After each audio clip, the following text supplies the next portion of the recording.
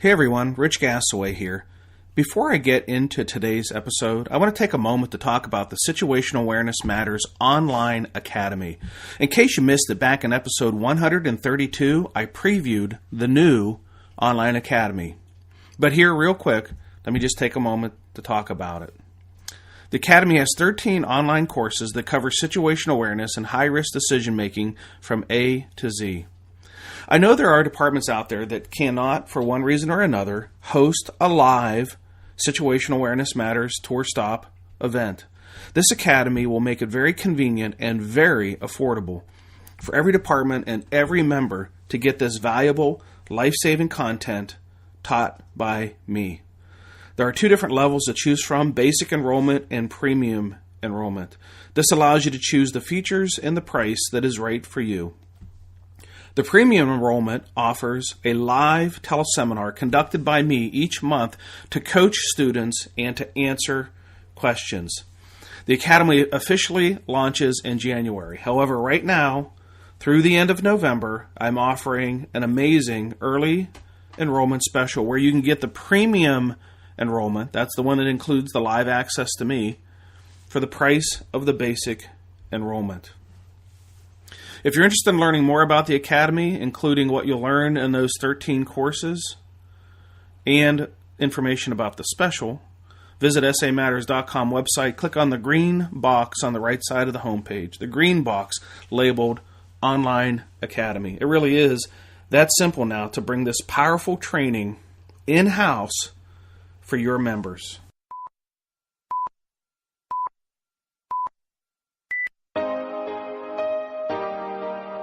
Hi, I'm Sarah Atchison, owner of Midwest Fire Equipment and Repair.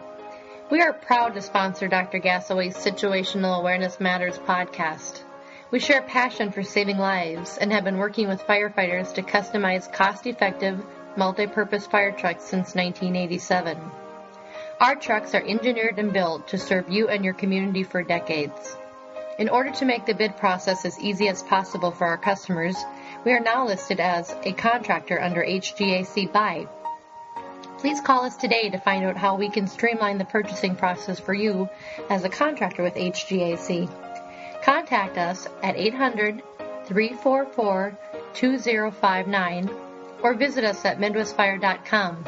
Thank you and enjoy the podcast.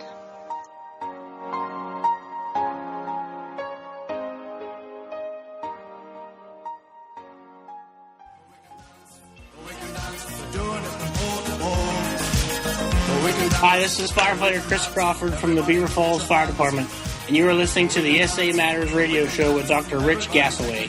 The SA Matters mission is simple. They are trying to help us see the bad things coming in time to avoid bad outcomes.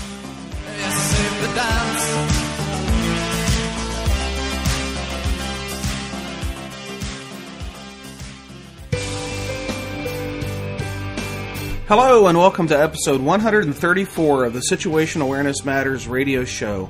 I'm your host, Rich Gasaway. The purpose of this show is to improve situational awareness and decision-making for individuals and teams who work in high-risk, high-consequence environments. The SA Matters mission is simple: to help you see the bad things coming in time to avoid bad outcomes. I'm coming to you today from Davenport, Iowa, where I'm in town to deliver a situational awareness program for the members of the Davenport Fire Department. This program came from members of the department that attended a program earlier this year in Ames, Iowa, and the attendees from Davenport were inspired to bring this program in-house for their members. So thank you to Davenport Fire and to Iowa Fire Training Bureau for hosting the initial program as well. One of the questions I get asked a lot from readers and listeners is, when are you coming to my area? I want to attend a program. Or, where are you going to be next? It's really easy to find this out. There's a link to the schedule of the upcoming events right on the SA Matters homepage. Just click on the blue box on the right side of the homepage labeled Upcoming Events Schedule. If you're interested in hosting a Situational Awareness Matters tour stop in 2017 for your department or association or region, just contact me through the samatters.com website. Click on the Contact Us tab, and we'll get something set up for you. Don't wait, though. I'm actively booking the 2017 programs now. You want to save some money? Here's a tip on how you can host a program at a reduced cost. I schedule many what I call companion programs. These are programs on adjoining days to other programs. So if you see I'm delivering a program within a few hours of your department and you want to tag on as a companion, contact me. You can save as much as 20% off the program cost by being a companion to an existing program. I do roughly 30 of these companion programs each year, and no one ever yet has ever complained about saving money on the travel expenses. That's what I call a win-win. Okay, in today's feature segment, I'm going to talk about the need to have situational awareness when you're assessing the resources, the personnel that you have, before you start into your strategic objectives of decision-making and action plans. Or stated another way, making sure that you know that you have the people there to do the work before you develop and implement an action plan. All right, I'm going to get right into the feature segment now, and when I'm done, stick around because I'm going to announce where the upcoming Situational Awareness Matters tour stop events are. But right now, let's jump into our feature segment, setting strategy based on available resources. Research has demonstrated that without question, stress can have a significant impact on situational awareness.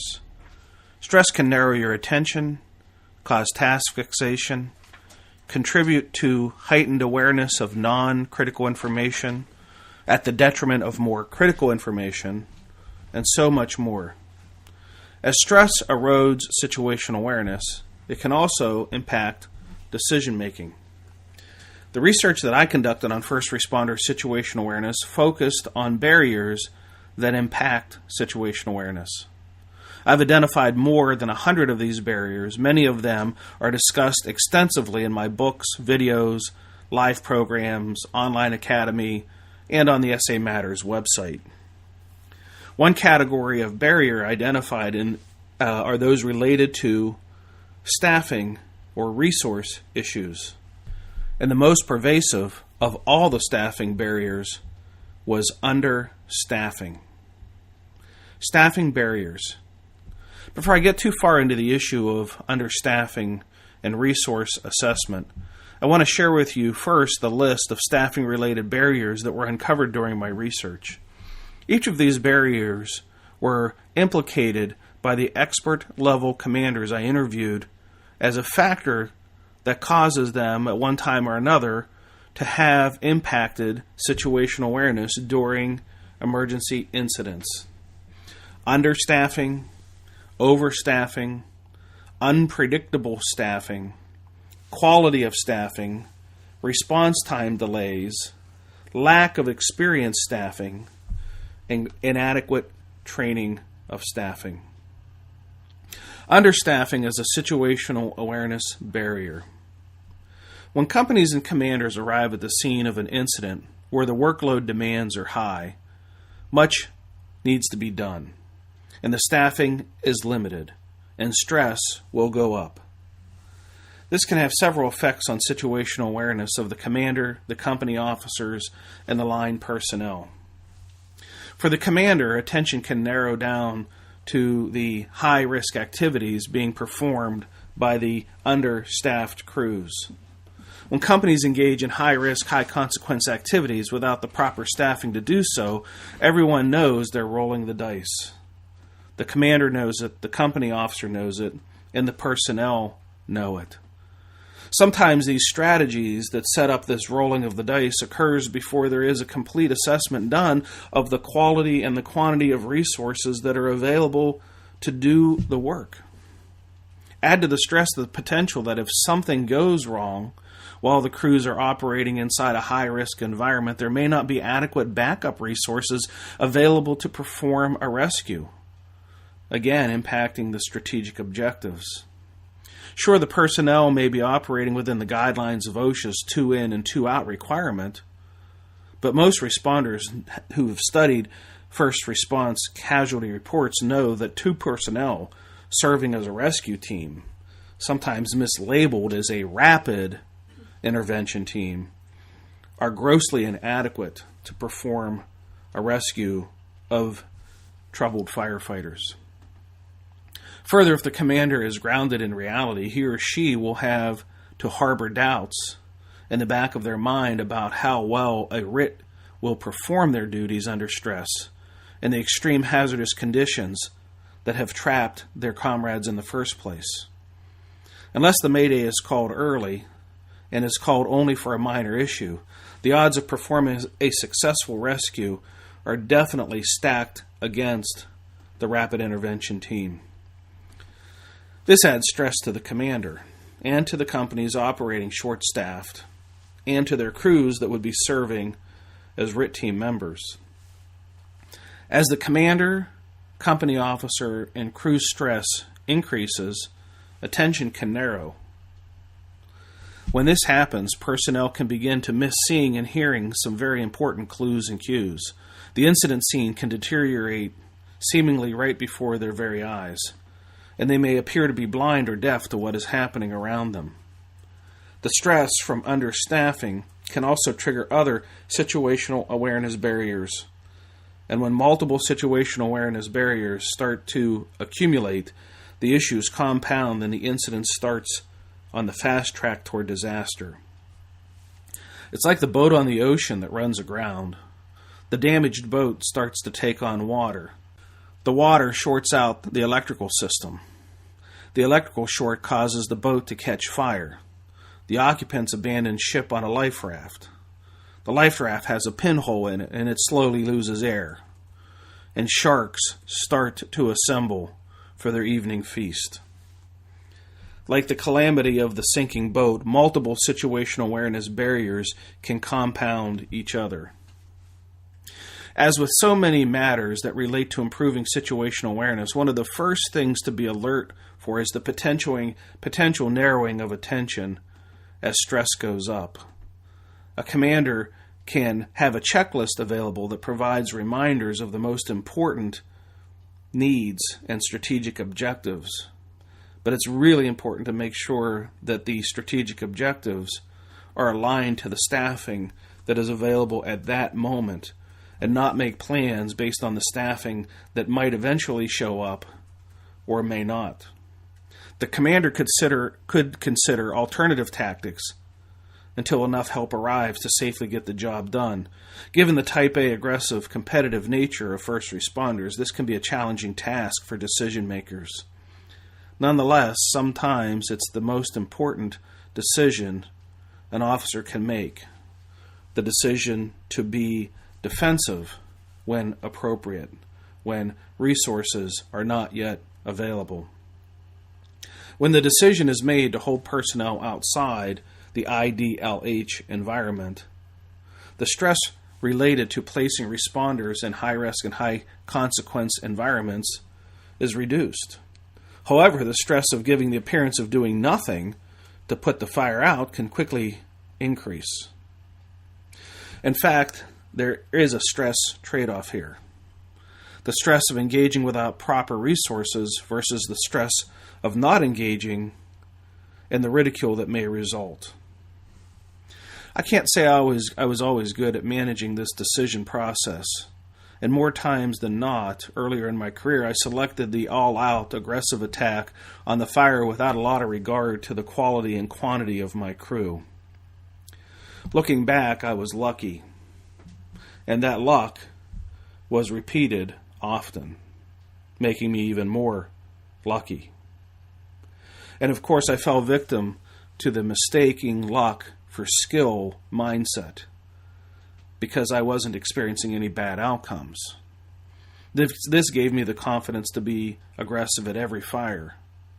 I'm fortunate to be here today to say what a fool I was. I simply didn't know better, and I sure didn't know about situational awareness. And I sure didn't know about waiting until I have the right resources available to develop a strategy that fits those resources. If you've experienced or witnessed a near miss and would like to have a platform to share your lessons learned with others, please contact me by visiting the samatters.com site and click on the Contact Us link at the top of the homepage. Think about it for a moment. The lessons learned from your near-miss events could save the life of another first responder. That's really powerful. If you want to share your experiences, contact me. Okay, as I always do, I want to take a moment to thank the departments and organizations that have hosted some recent Situational Awareness Matters tour stop events. I do this to show my appreciation to those organizations who put forth the effort to organize, advertise, and fund great training experiences for their members and others in the region. Your efforts to bring this valuable and powerful training on situational awareness and high-risk, high-consequence decision-making to your members and others in your region are greatly appreciated. Recent tour stops included Firehouse Expo in Nashville, Tennessee, the North Dakota Hazmat Conference in Bismarck, North Dakota, the Miami Valley Risk Management Association in Dayton, Ohio, and the Davenport Fire Department in Davenport, Iowa. The Volunteer and Combination Officers Section Symposium in the Sun in Clearwater Beach, Florida.